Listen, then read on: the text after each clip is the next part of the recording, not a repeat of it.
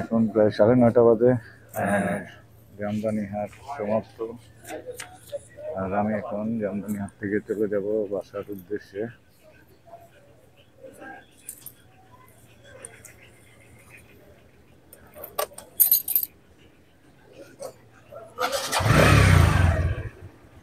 মোটামুটি জামদানি হাট দেখলাম, কিছুটা আইডিয়া হয়ে যায়।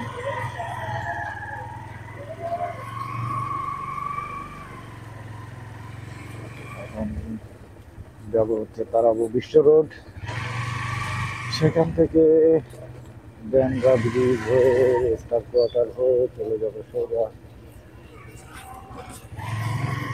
দক্ষিণ গণপুর। এই রোডটাতে নন্দীপাড়ার অংশটাতে মোটামুটি যানজট থাকতে পারে।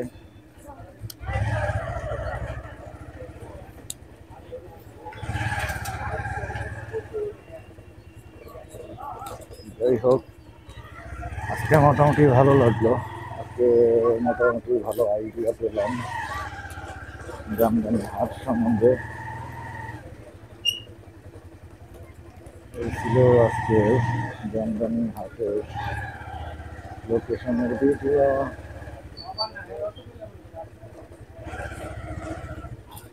এখানকার রাস্তা একটু ভাঙাচুরা আছে, তবে মেইন রোডে যেহেতু হাইওয়ে রোড, এখানে একটু ভয় লাগে বাইক চালাতে।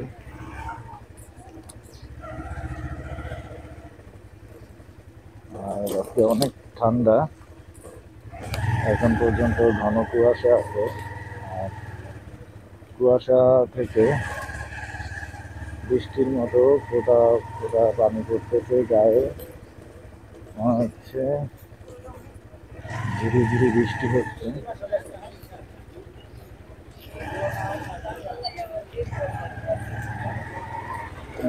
উঠে একটু সাবধানতার সাথে বাইক চালাতে হবে, কারণ পুরো রোডটাই ভিজা, চাকা স্পিড করার সম্ভাবনা বেশি থাকে।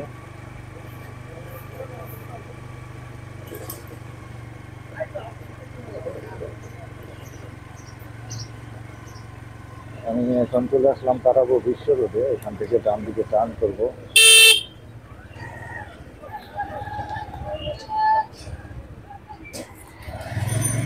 ওকে,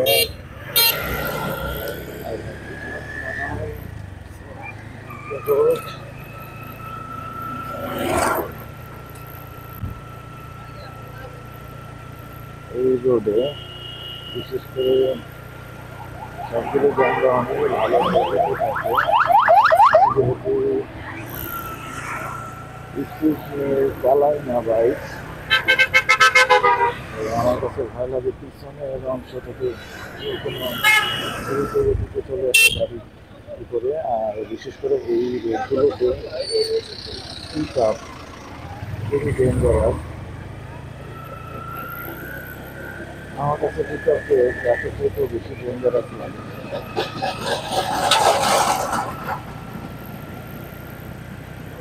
আর জামদানির আরেকটা হাট আছে ব্যান্ডা বাজারে, সেখানে যাওয়ার লোকেশনটা আমি দেখিয়ে দিব। আরেকদিন হয়তো বা আমি ব্যান্ডা বাজারে যে হাট আছে সেখানে যাব।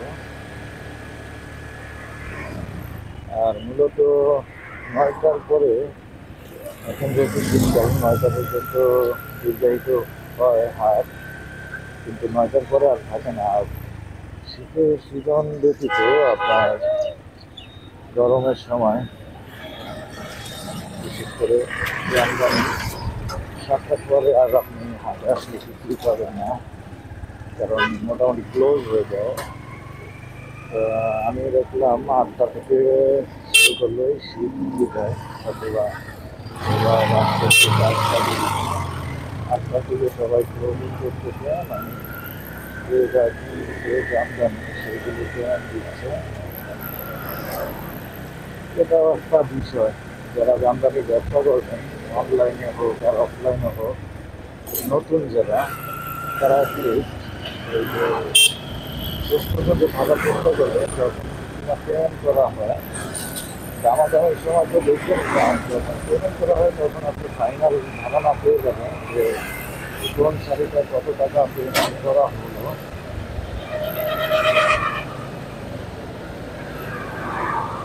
কারণ মোটামুটি ওটা যখন কাজ করে তখন ওই শাড়ির কিছু অংশ কাজ দরকার হয় শাড়িটা কেমন। তো আপনি মোটামুটি একটা ভালো আইডিয়া পেয়ে দেবেন যখন পেমেন্ট করে। কারণ একটা শাড়িতে যখন পেমেন্ট করা হয় অরিজিনাল পেমেন্টটাই করা হয়। যারা খুচরো নেবেন তারা হচ্ছে এটা দেখে লাভ নেয়, আর যখন ওরা পেমেন্ট করে তখন আসলে ভিডিও দেখতে দেয় না, কারণ ওদের দামটা আপনি জেনে যাবেন হয়তো বা এই ভয়ে ওরা ভিডিও দেখতে দেয় না। কারণ এবার ওর হাত থেকে কিনে ওরা পাইকারি সেল করবে, পাইকারি সেলের পরে যারা আবার পাইকারি কিনবে তারা আবার খুচরা দামে সেল করবে।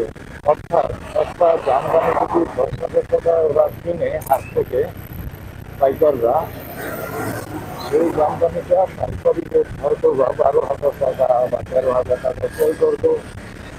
আর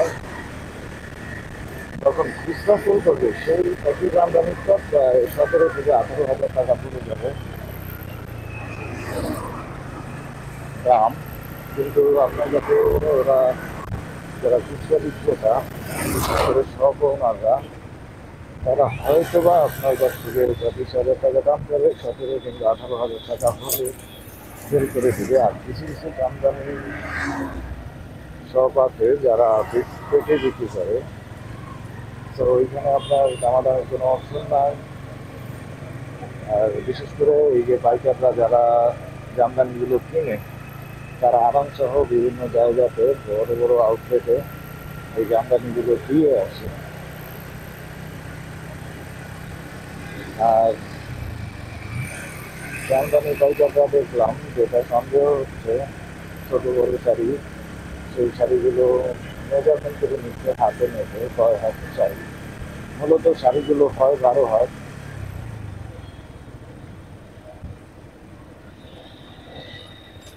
এটা একটা শাড়ি 12 হাতের শাড়ি হয়ে থাকে।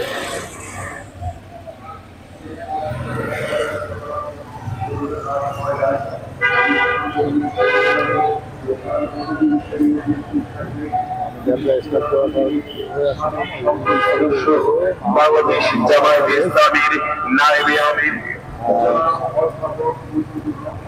আমি এখন যাব মেহেন্দিপুরের ওই মশরুমাপুর। ওইখানে একটা চায়ের দোকান আছে প্লাস বাটারবন বিক্রি করে, খুবই সুস্বাদু বাটারবন।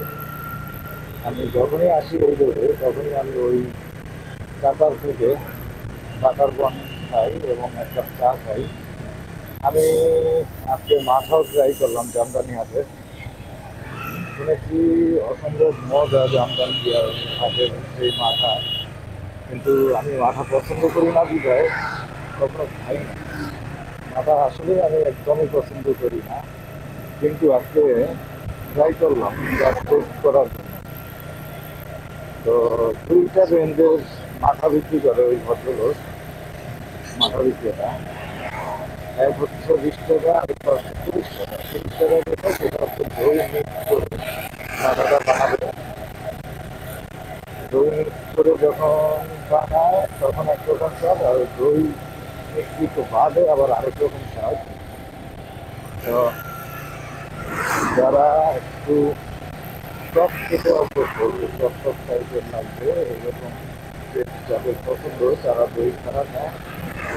আর আমি যেহেতু টক টাইপের মাথা পছন্দ করি না, মাথা একদমই পছন্দ করি না, তার ভিতরে টক টাইপ মাথা পছন্দ করি না বিধায় আরেক জিনিসটা থাকে। আমি গরুমুখীতে যেই মাথাটা আছে সেই মাথাটাই প্রিফার করি এবং আমি খেয়ে দেখি আসলেই অসম্ভব মজা। মাথাটা দারুণ মজা ছিল। আমি এই প্রথম মাথা স্বাদ করে খেলাম।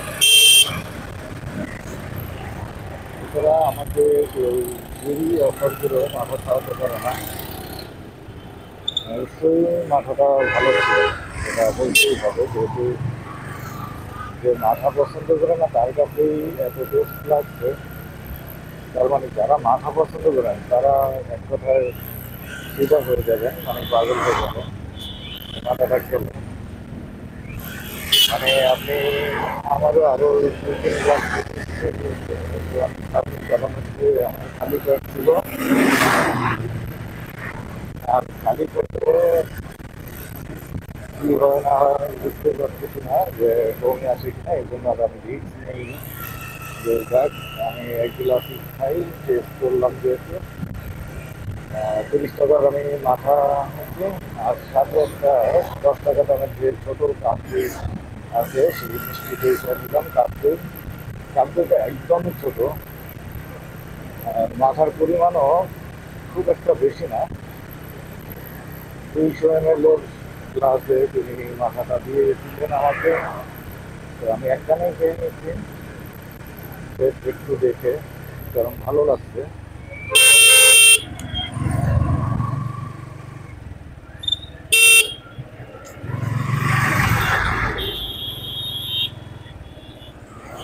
মানুষের গাড়িগুলো চালানো যায় আবার হচ্ছে খুবই ন্যাক্কারজনক বলা যায় এভাবে গাড়িগুলো ওভারটেকিং করে বিপরীত দিকে দেখতেছে গাড়ি আরেকটা আছে বাইক আছে সেই বাইককেও পারলে চাপা দিয়ে যাবে এরকম একটা কন্ডিশন আর রাস্তার কন্ডিশনটা দেখুন একদমই ওয়েট ভিজা রাস্তা এই সমস্ত রাস্তাগুলো অনেক রিস্কি হয় তো যারা একটু হাইওয়েতে রাইড করবেন তারা একটু সাবধানতার সাথে রাইড করবেন বিশেষ করে বাইকার ভাই যারা আছেন আমি চেষ্টা করি এই স্বল্প গতিতে বাইক চালানোর জন্য তবে হাইওয়ে রোডেও স্বল্প গতিতে চালানোটাও আরেকটা বড় রুট কারণ সবগুলো গাড়ি ফাঁকা রাস্তা বিধায় ওভার স্পিডে চলাচল করে এটা হচ্ছে মেদিনীপুর এখানে আমি আসছিলাম একবার একটা জমি দেখতে জমি ছিল 5 কাঠা তিনি অর্ধেক বিক্রি করবেন 2.5 কাঠা কিন্তু দাম অনেক বেশি চাচ্ছিলেন 22 লাখ চাচ্ছিলেন রাস্তা থেকে অবশ্য 1 মিনিটের দূরত্ব এই রাস্তাটা থেকে বাম পাশে ভালোই ছিল কিন্তু লোকেশনটা 1 মিনিটের দূরত্ব হলেও রাস্তাটা একটু আঁকা বাঁকা এবং অনেকখানি টার্ন করে যেতে হয় মানে এক বিল্ডিং আছে না যে এক বিল্ডিং থেকে ওই বিল্ডিং এর পিছনে গিয়ে আরেকটা রোড বেরোচ্ছে আবার আরেকটা বিল্ডিং এর পিছন থেকে আরেকটা রোড বেরোচ্ছে এরকম পেটানো রাস্তা ছিল এখন ওইটা আগ্রহ করিনি প্রাইসও আমার কাছে অনেক বেশি হাই লাগছে সে কারণে আমি আর তেমন কোনো আগ্রহ দেখাই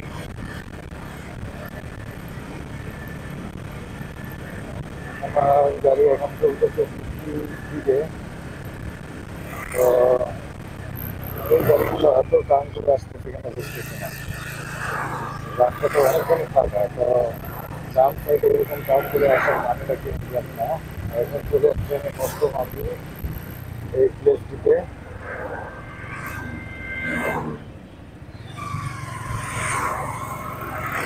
আর একজন ওভারটেক করার জন্য সিগন্যাল দিচ্ছে আরেকজন তাকে সাইডও দিচ্ছে না তো আমি এই রোডটাতে হচ্ছে বামে যেটা এটা হচ্ছে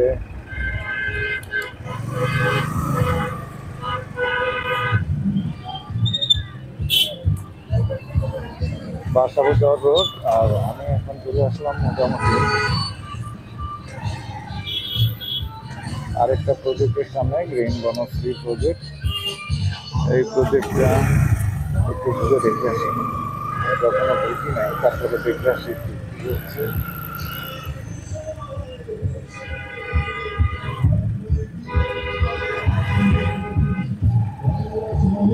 আমির মোহাম্মদ গ্রুপের মনে হয় কোনো ক্রিকেট ইভেন্ট হচ্ছে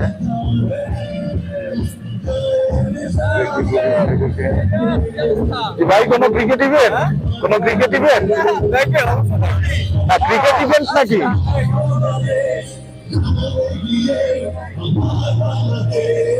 কারণ পুলিশে মনে হয় ক্রিকেটে চলতেছে।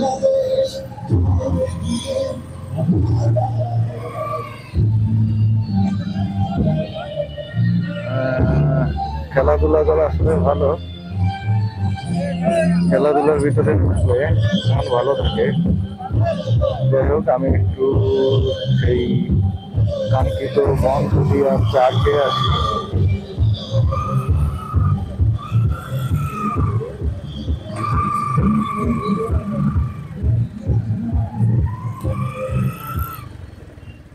তো ভদ্রলোক আমার কথা হয়তো বুঝতে পারেনি। আমি জিজ্ঞেস করলাম যে কোনো ক্রিকেট ইভেন্ট চলতেছে কি না। এই সার্জন ভাই আমাকে বললো, হ্যাঁ দেখবেন, অবশ্যই দেখবেন। তো উনি ভাবছেন আমি দেখবো, এইটা জিজ্ঞেস করছি। আরে ভাই, দেখতে হলে আপনার কি অনুমতি লাগবে নাকি? যাই হোক, এই হচ্ছে আমার সেই কাঙ্ক্ষিত চাচার দোকান। আমি কাকার কাছে আসলে একটা বন্ধুটি চাই, ক্রিম মাখা ক্রিম মাখা বাটার বনটা নাই কাকা, বাটার বনটা নাই, বাটার বনটা নাই।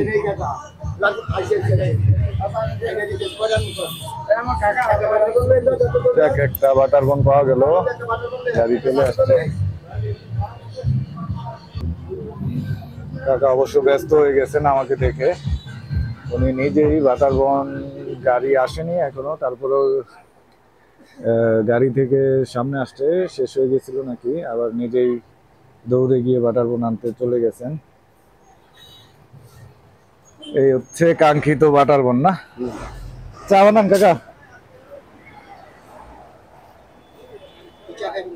দুধ চা, দুধ চা।